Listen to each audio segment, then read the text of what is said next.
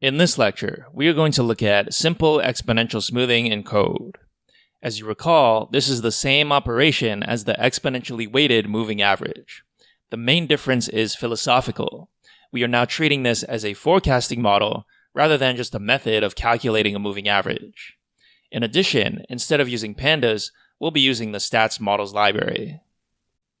This lecture is going to walk you through a prepared Colab notebook. Although, a very good exercise, which I always recommend, is once you know how this is done, to try and recreate it yourself with as few references as possible.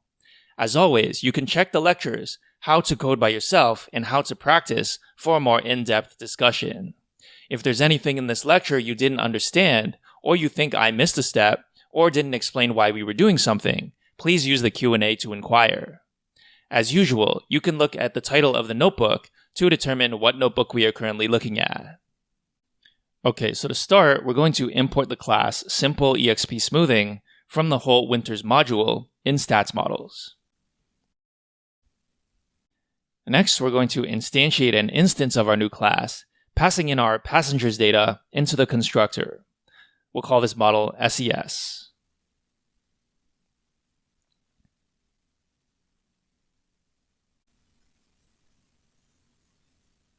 Notice that we get a warning which says, no frequency information was provided, so inferred frequency MS will be used. The reason for this is, when we loaded in our data frame, pandas didn't automatically assign a frequency to the index.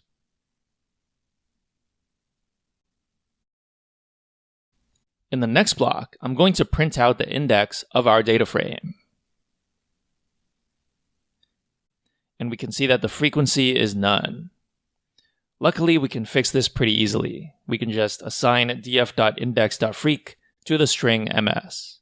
ms means months, and if you want to know how I figured this out, you can check the link I've left above, which lists out all the different possible frequency strings that you can assign to date range indices. Next, I'm going to create another instance of our SimpleExpSmoothing class with our newly updated data frame. As you can see, we no longer get the above warning. The next step is to call the fit function on our model. As I mentioned in the theory lecture, we are going to use a fixed alpha, and we're going to set optimized equal to false. This is just so that it does the same calculation we did previously, which allows us to compare the outputs. So let's assign the return value to res. Next, I'm going to print out res so we know what we are working with. As you can see, it's a whole Winters results wrapper. So if you want to look up the documentation for this class, now you can. The next step is to call the predict function on our results object. Since I want the predictions for our entire dataset, I'm going to pass in a start date equal to the first row index of our data frame and end date equal to the last row index of our data frame. As you can see, this returns a pandas series. In the next block, I'm going to call the same function again, but I'm going to assign it to a new column in our data frame called SES. Next, I want to demonstrate that the predict function, since we called it for only in-sample dates, actually returns the same thing as the fitted values attribute. So in the next block, I use the function np.allClose, passing in these two strings. Since the result is true, that means the predict function returns the same values as the fitted values attribute. Next, I'm going to plot our data frame. Note that this is the entire data frame, including everything we put in there previously. Now right away, you should notice something strange. The results from our SES model are different from pandas. They seem to be shifted up by 1. Why is this? Let's do a df.head to get an idea of what's happening.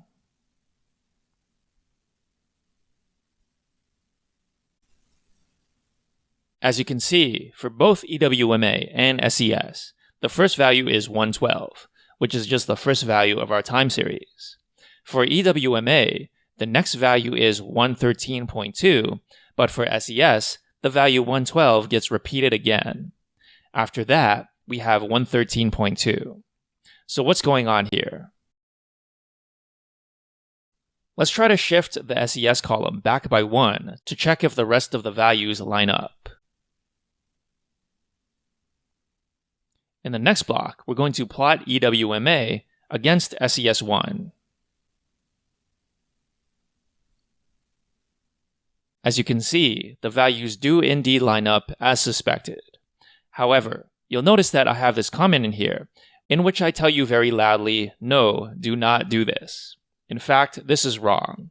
Now, I won't name any names, but I've seen a few other people who do this who happen to be very popular among beginners. So why is this wrong? Recall that the forecasting model is defined slightly differently from the traditional EWMA. As you recall from the theory lecture, the forecasting time index is actually moved up by 1 step. The EWMA is represented by the level, but the prediction, y hat, is actually assigned the level at the previous time step.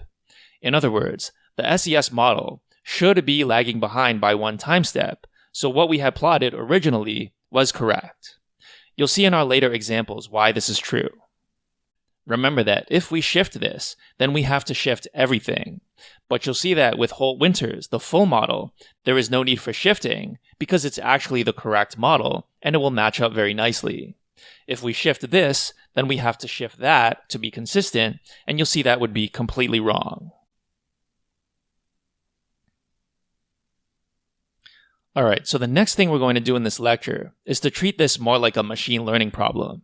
That is, we're going to split up our dataset into train and test, and we're actually going to do a forecast. So I've set n-test to 12, and I've set the train set to be everything up to just before the last 12 data points. I've therefore set the test set to be the last 12 data points.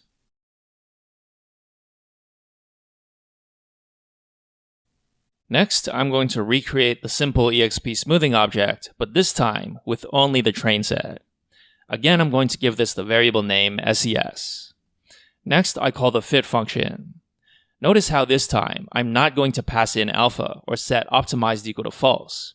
What this function will now do is find the best alpha so that it minimizes the squared error over the train set.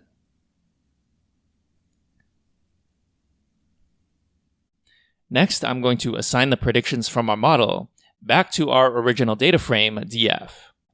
To do this, I'm going to set res.fittedValues to go from 0 up to -n-test. This will be assigned to the column SES fitted. Next, I'm going to call res.forecast for n-test time steps.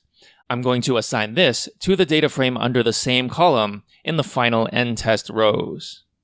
Next, I'm going to plot the passengers and SES fitted columns. As you can see, the forecast is indeed a horizontal straight line as promised. Note that again, for the train set, the prediction looks like it's lagging behind by 1 step. You again may be tempted to shift this back so that they line up perfectly, but remember, this is not the correct thing to do. A simple reason to remember why that is because you know that the model stores the dates, so we have to presume that the model lines up those dates correctly. Now, if you did shift it back, philosophically, think about what that means. That means this simple exponential smoothing model makes nearly perfect predictions, which means that there is no further work to be done. We don't have to model the trend, we don't have to model the seasonal component. And of course, that would not make any sense. Furthermore, looking at this plot, we can try to guess what the value of alpha might be. When our alpha was 0.2, the one we set manually, the EWMA looked very smooth and didn't track the original signal that fast. On the other hand, for this fitted alpha, we can see that the model is reacting very quickly to the original time series, which would indicate that it cares more about the most recent sample and less about the previous average. Therefore, we might guess that this alpha is very close to 1 rather than being closer to 0. In the next block of code, we check what the value of alpha is by printing res.params. As you can see, the result is in fact exactly 1. That means our fitted model is simply doing the naive forecast, i.e., it simply copies the last known value in the series.